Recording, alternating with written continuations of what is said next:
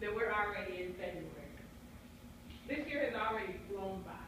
January's gone, and Valentine's Day is already in our rear view. So, in honor of that glorious holiday, and for the sake of the future of human race, I'm going to help my young counterparts understand a few things about approaching a woman. Sparked by an encounter I had a few weeks ago at the gas station that left my brand new, beautiful riding boots that I had searched all winter for soap in 93 octane petroleum. What follows is a quick rundown of why you cannot have my number. I don't believe in wasting time, yours or mine, so I'm going to get straight to the point. I don't claim to speak for all women, but I'm sure many of them can concur. This may sting a little, but I owe you truth. It is not, I repeat, it is not a myth that for most women, within 60 seconds of meeting you, we know whether or not we're interested. And except God himself come down from on high and give us the revelation, you will not change our minds. So, I'm going to go ahead and move forward with the unabashed truth with the 7 reasons as to why you cannot have my number. Number 1, you drove up to me at the gas pump and literally hollered at me from behind your window.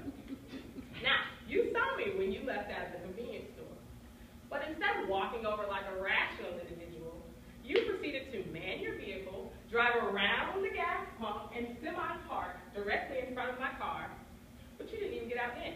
Oh no, you remained seated. Rolled down your window like you were at a McDonald's drive-thru about to place an order, and proceeded to try to have a conversation with me from 20 feet away. You can't be serious. How desultory. Number 2, that car that you're driving, it's riding on a donut. You know, the kind that you pull out of your trunk when you have a flat tire on the highway. But you don't appear to be too stressed or looking for assistance, so I can only assume you've been riding on it for quite some time. Hear me, sister. You shouldn't be looking for a woman. You should be looking for your dear spice. Number 3. You started this exchange with a series of rapid-fire questions. What's your name? Where are you from? What do you do? Can I ask you a personal question? As if you haven't already.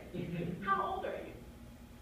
This feels less like a conversation and more like a random interrogation from a stranger who may or may not be a cop. I got warned. Stop asking me all these questions. Especially since, which brings me to point number 4, you have yet to introduce yourself. I have no idea who you are or any compelling reason as to why I should want to get to know you further.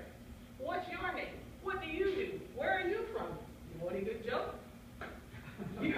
For all I know, you really could have one.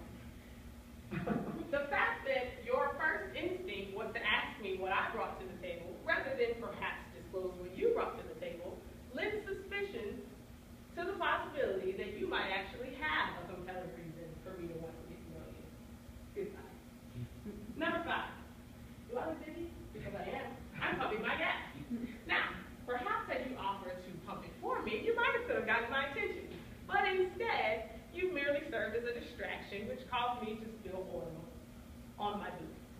I'm going to go inside and try to salvage this. I hope you're gone when I get back.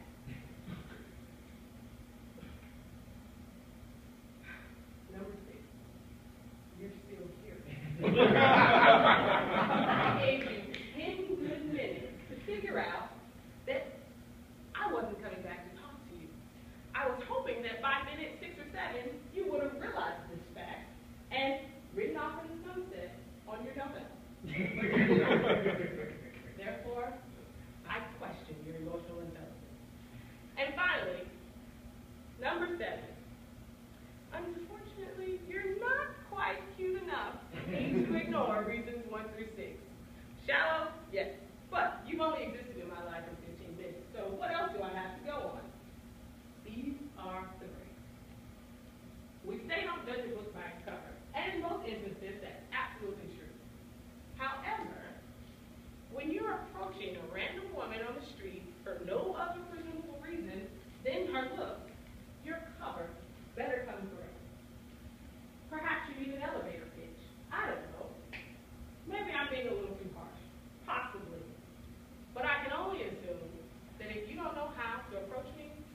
probably don't know how to treat it.